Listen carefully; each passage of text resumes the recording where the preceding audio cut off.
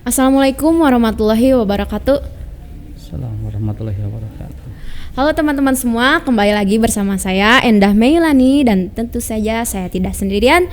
Saya bersama narasumber yaitu Bapak Kusmiadi. Halo Pak Kusmi, selamat datang. Selamat pagi.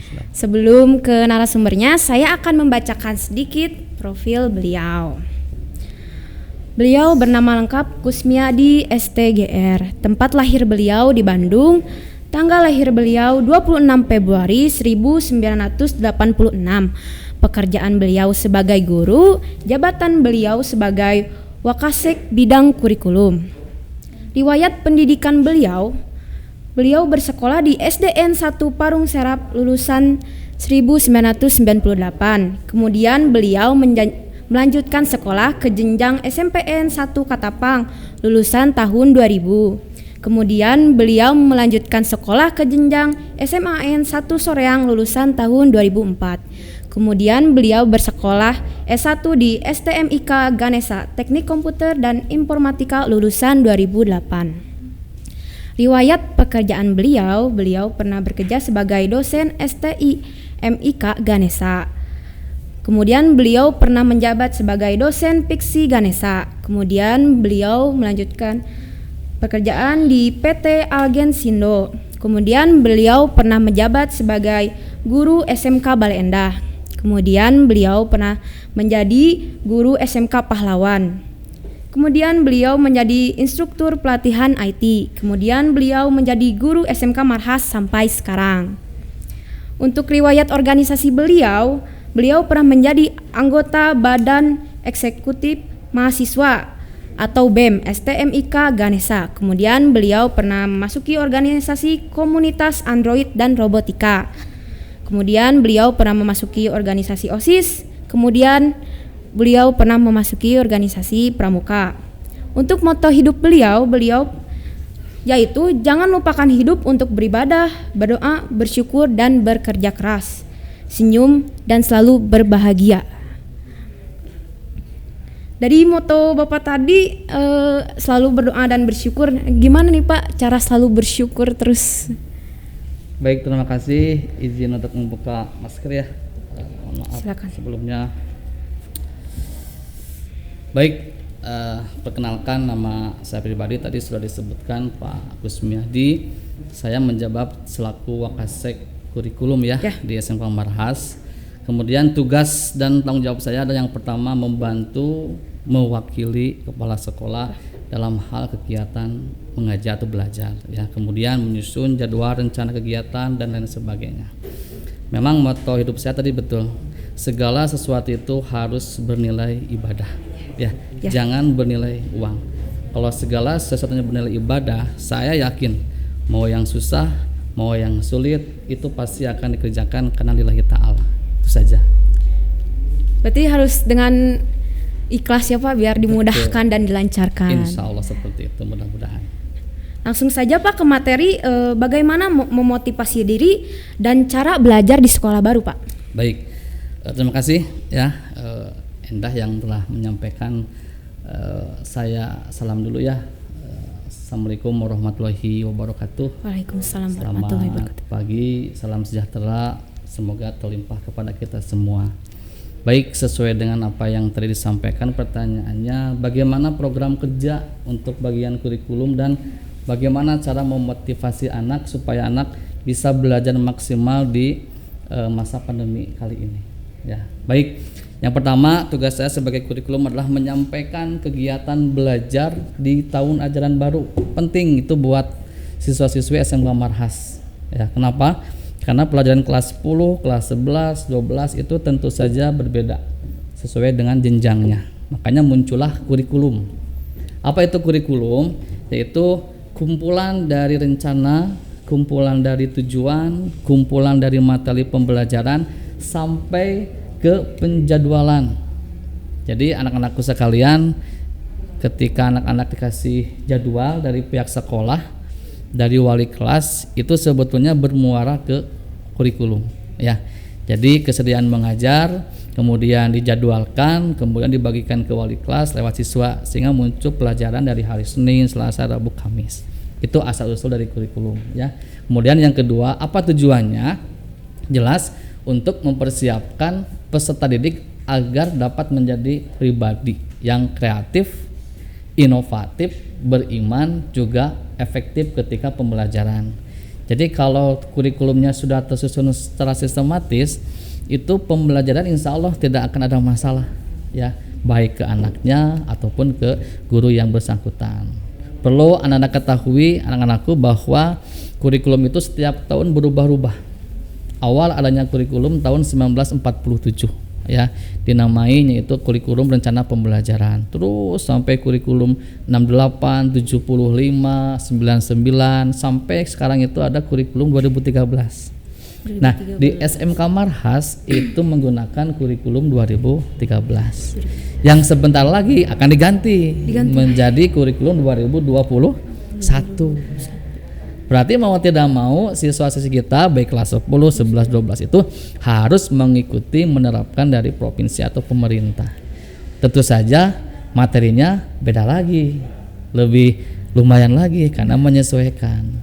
Makanya kenapa sekolah Marhas menjadi sekolah yang terbaik, karena kurikulumnya selalu di-update ya, selalu di apa istilahnya, terus dikembangkan supaya siswa-siswinya bisa terserap ke dunia kerja atau bisa berwirausaha atau bisa melanjutkan.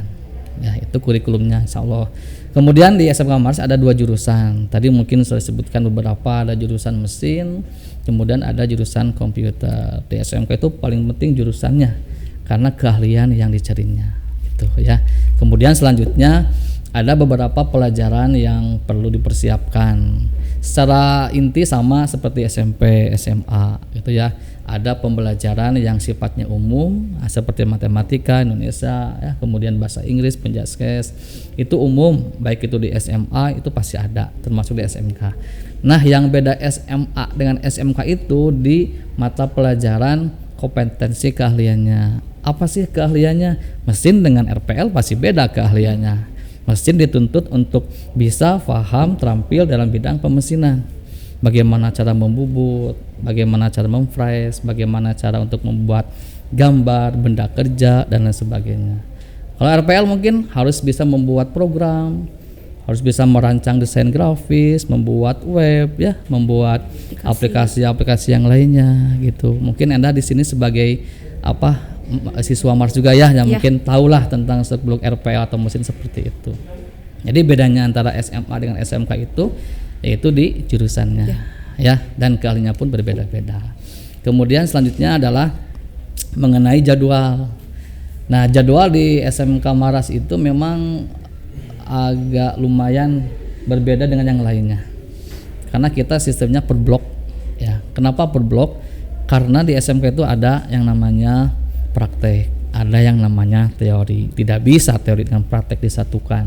Pasti ada perbedaannya. Namun di masa pandemi sekarang ini mau tidak mau kita harus menyesuaikan ya. Makanya saya selaku kurikulum rencana itu akan membuat 3 kategori penjadwalan.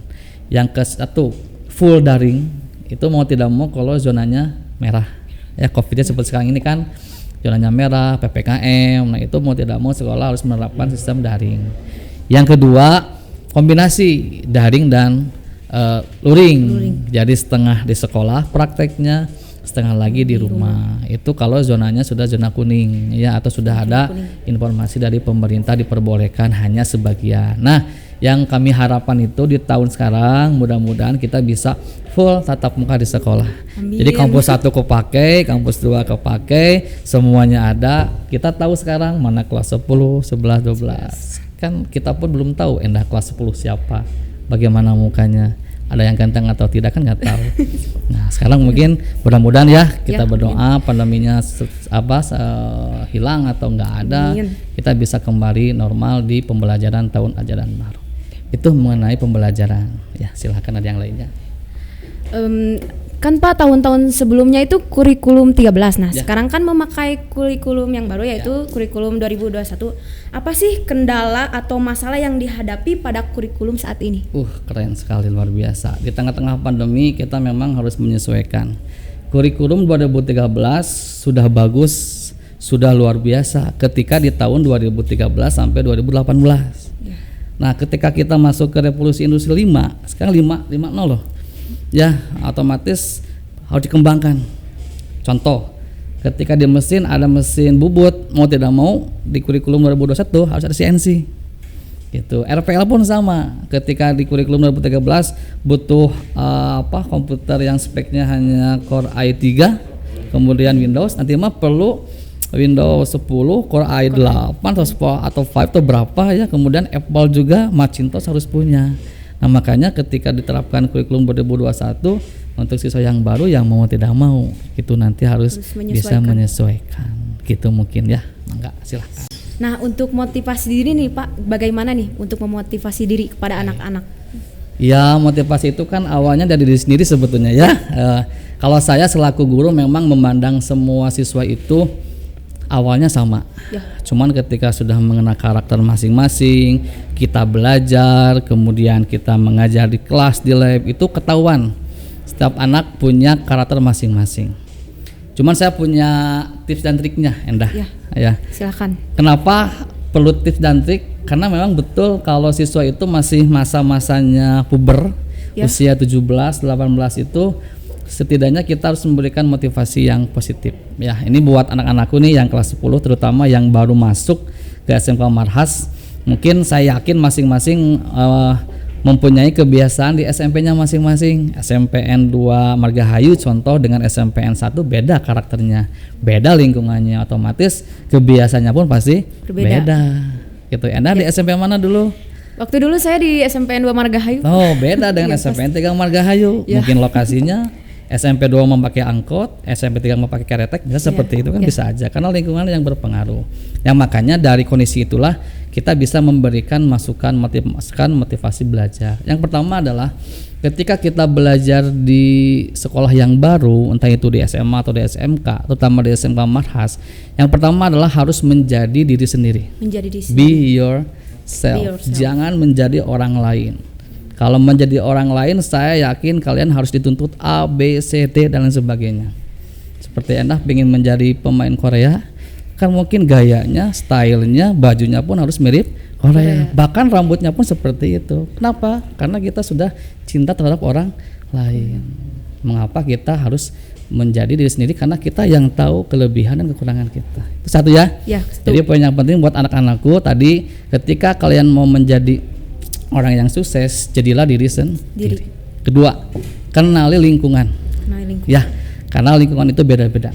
Ada yang lingkungannya sekolahnya SMP-nya seperti ini, beda. SMK Marhas nggak bisa disamakan dengan SMK yang lain, karena kita punya adat, kebiasaan, norma yang mungkin tidak ada di SMK lain. Makanya yang kedua adalah kenali lingkungan diri sendiri. Ada istilah tak kenal maka tak sayang. Tatanya sayang, betul. Dan tak sayang maka ta'aruf ya. Betul ya. Jadi tak kenal maka tak sayang, jelas lah kita harus sayang terhadap lingkungan sekolah kita. Kalau kita sudah sayang, saya yakin betah di sekolah, inginnya pengen di sekolah bukan di rumah ya. Tuh. Yang ketiga, bagaimana cara belajar di sekolah yang baru? Anggaplah sekolah sebagai rumah kedua ya.